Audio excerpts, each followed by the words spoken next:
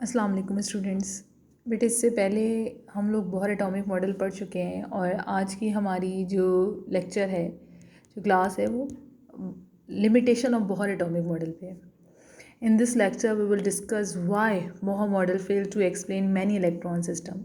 There are so many correction in Bohr atomic model even for a hydrogen atom. आप सबको पता है कि हाइड्रोजन एटम के लिए मॉडल डिस्कस किया गया था, लेकिन उसके बावजूद उसमें भी करेक्शन है। यहाँ पे ऑलरेडी लिमिटेशन मेंशन है आप लोग के सामने। सबसे पहले हम स्टार्ट करेंगे पहली लिमिटेशन से। Bohr model does not work well for many electron atoms even for helium. क्या मतलब इसका? आपको पता है कि एक जैसे हाइड्रोजन की बात करें तो एक इलेक्ट्रॉन एक प्रोटॉन है, तो उसमें कूलम अट्रैक्टिव फोर्स होगी, और वो मॉडल उसने हाइड्रोजन के लिए दी था। अगर हम हीलियम की ही बात क्यों ना करें, तो हीलियम में भी हाइड्रोजन में हीलियम है, उसमें 2 इलेक्ट्रॉन होंगे आपके पास, तो वहाँ पे एक कूलम अट्रैक्टिव फोर्स के साथ साथ कूलम रिपल्सिव फोर्स भी होगी। और हाइड्रोजन ने अपने इसमें अट्रैक्टिव फोर्स का तो कॉन्सेप्ट की दिया था, लेकिन but there is no concept of repulsive force. अच्छा, अब सेकंड लिमिटेशन ये थी कि no concept of duality. Bohr ने कहीं भी अपने पूरे मॉडल के अंदर उन्होंने कहीं पे भी वेव नेचर कंसीडर नहीं की थी। उन्होंने प्लानिटरी मॉडल कहा था एटम को।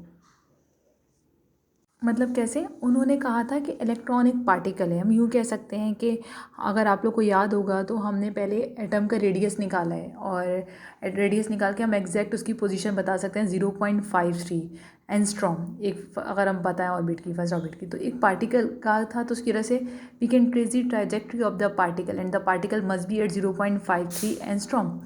इसके बरक्स ऐसा होता नहीं है हमारे पास, क्योंकि इलेक्ट्रॉन की particle as well as wave nature है। और आप पढ़ कर आ चुके हैं प्रीवियस जो आपकी नॉलेज है उसके मुताबिक, अगर पार्टिकल के साथ कोई वेव एसोसिएटेड है तो पार्टिकल कहीं पे भी मौजूद हो सकता है। उसकी प्रोबेबिलिटी पे हम बात करते हैं।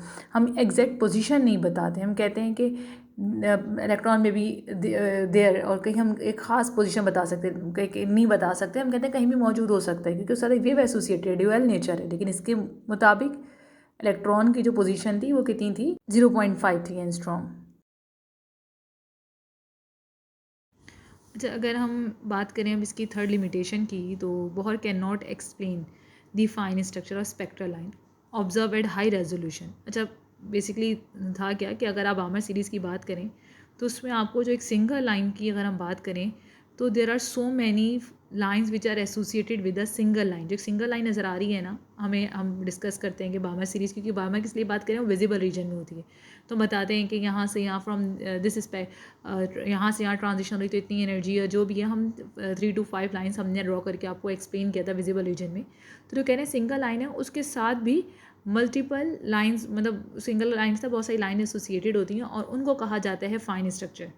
और so they fail to explain the fine structure. जो एक सिंगल लाइन के साथ जो आपको जो नज़र आ रही सर लाइन्स एसोसिएटेड थी, बोहर ने अपने मॉडल में उसको एक्सप्लेन नहीं किया था। तो ये भी एक बड़ी लिमिटेशन थी बोहर एटॉमिक मॉडल की। अच्छा, अगर हम आगे जाते हैं तो can not explain effect of magnetic field on spectral line, यानी कि हाइड्रोजन पे मैग्नेटिक फील्ड में क्या इफेक्ट पड़ता है, ये भी बोहर ने एक्सप्लेन नहीं किया था। This phenomena is called Zeeman effect. और इसी तरह हाइड्रोजन का इलेक्ट्रिक फील्ड की प्रेजेंस में क्या इफेक्ट पड़ता है, एनर्जी शिफ्ट जो आ रहे थे, चाहे वो मैग्नेटिक फील्ड के में या इलेक्ट्रिक फील्ड में, वो इसने बोहर ने डिस्कस नहीं किए थे। तो ये सारी इसकी लिमिटेशन थी। अच्छा, फिर जब हम इसकी नेक्स्ट लिमिटेशन पे जाते हैं स्टार्क इफेक्ट के बाद, तो चूँकि हमें ये पता था कि एक इलेक्ट्रॉन जो है क्या लें आप डी ब्रोगली लिखते तहत कि particle as well as wave nature है, एसोसिएटेड है, तो वहाँ पे फिर आ जाता है कॉन्सेप्ट अनसर्टेनिटी का। हम पोजीशन और मोमेंटम, इस पर हमने बहुत डिटेल काम कर चुके हैं कि हम पोजीशन और मोमेंटम एग्जैक्ट नहीं बता सकते। नहीं कि एग्जैक्ट पोजीशन अभी कह लें कि हम नहीं बता सकते, क्योंकि पार्टिकल के साथ एक वेव एसोसिएटेड है, और उसके उस वेव में पाए जाने की हम प्रोबेबिलिटी बेस्ड बात करते हैं। प्रोबेबिलिटी के रिस्पेक्ट से बताते हैं कि चांसेस पे हम बात करते हैं। और जबकि इसमें अगर आप लोग को पता हो कि अभी जैसे मैंने डिस्कस कर चुकी हूँ आप लोग के साथ कि हम रेडियस बता रहे थे, हम बता रहे थे 0.53 एंगस्ट्रॉम है, तो हम प्रोबेबिलिटी पे बात नहीं कर रहे थे। तो अनसर्टेनिटी का कॉन्सेप्ट नहीं था, इसने दिया था डी ब्रोगली ने। फिर only valid for S orbital hydrogen, ये सिर्फ एस ऑर्बिटल के लिए वैलिड था, क्योंकि ये एक इसने हाइड्रोजन पे काम किया था बोहर ने, और हाइड्रोजन में एक इलेक्ट्रॉन होता है।